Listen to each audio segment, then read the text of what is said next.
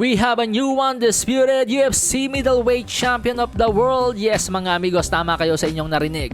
Today na-upset ang liyamadong-liyamado na si Israel The Last Style Bender Adesanya ni Sean Strickland sa pamamagitan ng unanimous decision sa score na 49-46 or 4 rounds to 1 sa score ng lahat ng horado.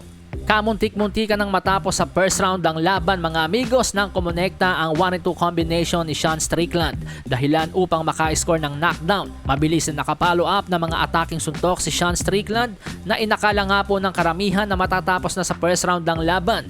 Pero ganun pa man, pusong kampyon ang ipinakita ni Israel Adesanya at pinatunayang hindi siya ganun kadaling pasukuin.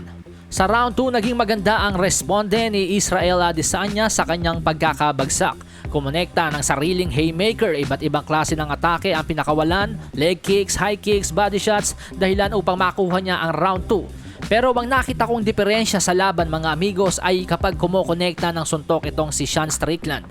Parang hindi po kinakaya ni Israel Adesanya.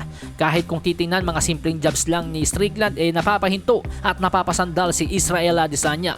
And credits din sa magandang depensa ni Sean Strickland dahil hindi basta-basta ang makatama itong si Israel Adesanya sa kanya. Sa mga sumunod na rounds kahit pa i-mix ni Israel Adesanya ang kanyang mga atake. Sa majority ng laban nagtatatakbo at palaging paatras itong si Israel Adesanya habang panay naman ang sugod ni Sean Strickland. And also you can judge the body language ng dalawang mandirigma. Makikitang exhausted na si Adesanya habang si Sean Strickland ay kaya pang lumaban ng another 3 rounds.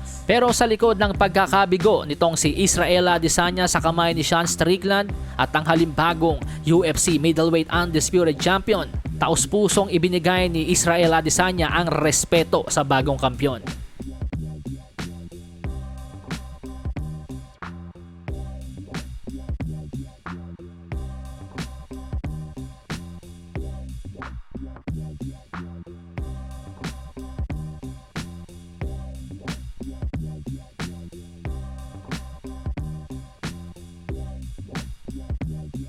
Malasahin ang baraha, patunayan mo sa'kin ha. Sino man ang mabuno